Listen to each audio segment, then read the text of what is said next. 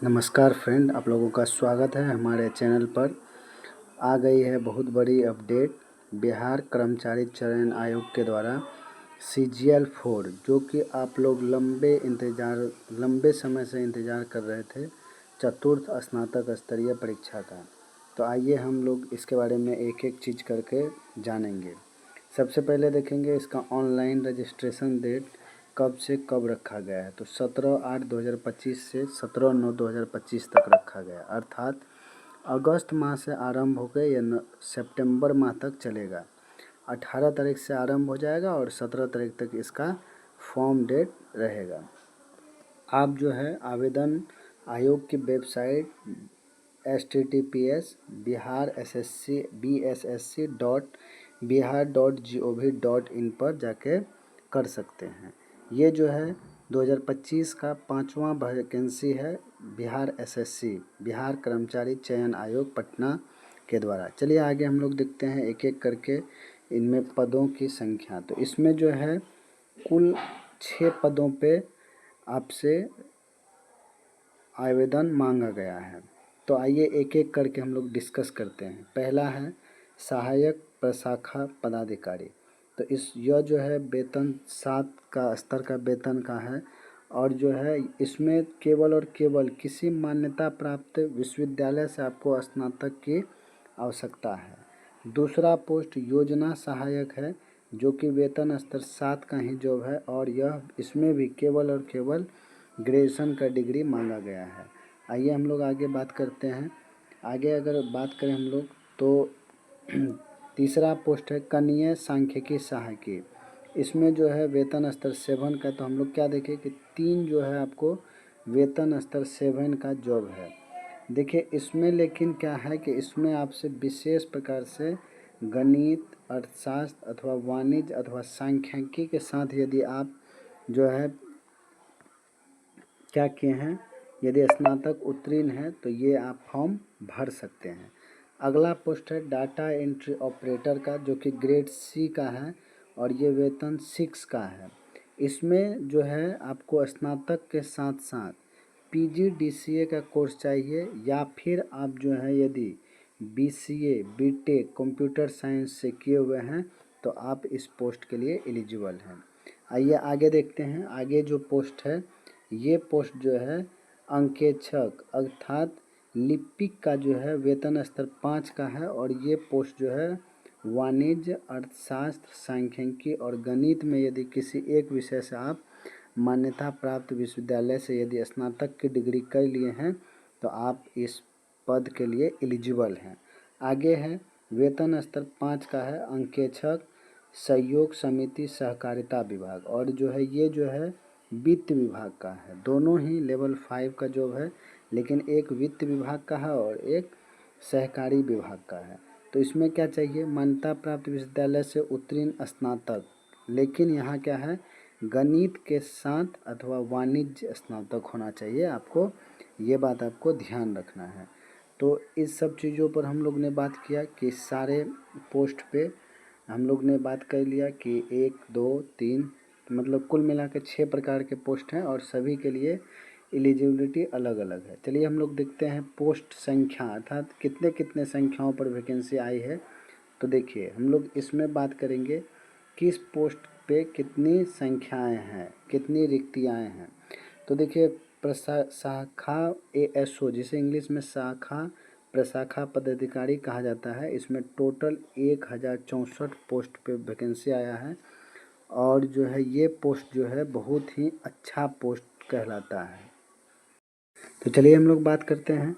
तो शाखा प्रशाखा पदाधिकारी का 1064 पोस्ट पर वैकेंसी आया है, जिसमें कि आपको हाल ही में पता होगा कि 35% आरक्षण महिलाओं को दिया गया है। तो 35% जो ये रिजर्वेशन निकाल के वो दिखाया गया है, ठीक है। और स्वतंत्रता सेनानी के लिए 22 पोस्टों को अलग से रखा गया है। उसी प्रकार से यदि हम योजना सहायक की बात करें तो इसमें 88 टोटल पोस्ट है, जिसमें कि अनारक्षित 75 है और 3 जो है पिछड़ा वर्ग के लिए, 9 जो है EWS के लिए और 1 पिछड़े वर्ग के जाति के लिए, ठीक है। तो आगे देखेंगे इसके लिए कनीय सांख्यिकी पदाधिकारी के लिए।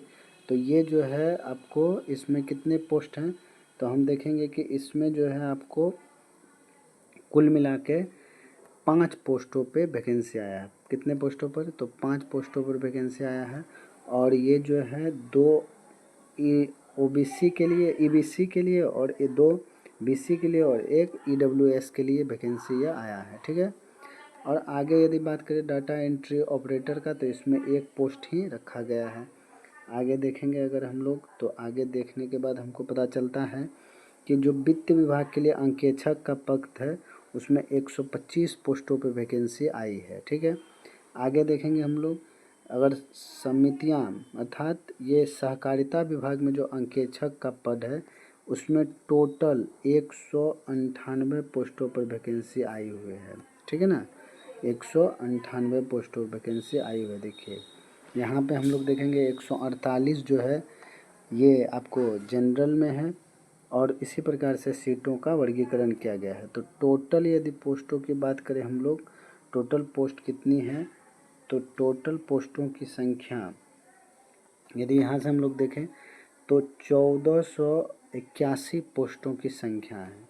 अगर अनरिजर्व में बात करें तो 825, और इसी प्रकार से फिर बटे हुआ है अलग अलग मतलब कास्ट में। ये सब सभी लिखा हुआ है कि राज्य के मूल निवासी बेंचमार्क अर्थात दिव्यांगजन मात्र को ही क्षैतिज आरक्षण दिया जाएगा, पहला नोट है। दूसरा नोट है कि राज्य के मूल निवासी महिला को 35% का आरक्षण अनुमान होगा। ये बात तो आपको पता ही होगा। अभी और रिक्तियाँ औपबंधिक है जो कि घट और बढ़ दोनों सकती है। ठीक है। अब हम लोग देखेंगे कि इसमें उम्र की सीमा कितनी है। तो उम्र की सीमा डिस्कस हम लोग कर लेते हैं।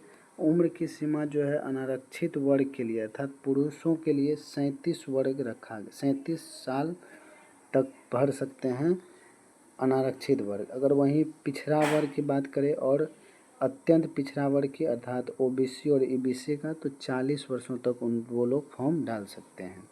अगर अनारक्षित महिला की बात करें तो 40 वर्ष अर्थात जनरल महिला का जो है 40 वर्ष, और SC और ST जो है ये 42 वर्ष तक ये फॉर्म डाल सकते हैं। तो आगे चलिए हम लोग देखते हैं इसका सिलेबस सबसे मेन है कि प्रारंभिक स्तर पर और जो है इसका मुख्य परीक्षा 2 स्तर पर एग्ज़ाम होता है। ठीक है। दोनों ही जो आपको सिलेबस है दोनों ही सिलेबस सेम है, लेकिन एक फ़र्क आता है इसमें आपको केवल और केवल हिंदी पत्र का। मुख्य परीक्षा में आपको मुख्य परीक्षा के साथ मुख्य हिंदी भी देना होगा और साथ ही साथ GK का भी परीक्षा देना पड़ेगा। तो चलिए PT का सिलेबस हम लोग देखते हैं।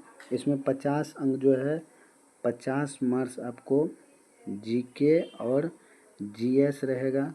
वहीं अगर बात करें हम लोग 50 मार्क्स रीजनिंग रहेगा, और बात करें हम लोग तो आपको 50 मार्क्स का साइंस रहेगा, साइंस 25 मार्क्स का, और प्लस ये 25 मार्क्स का जो रहेगा वो मैथ रहेगा।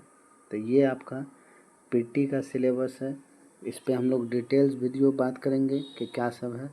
ठीक है।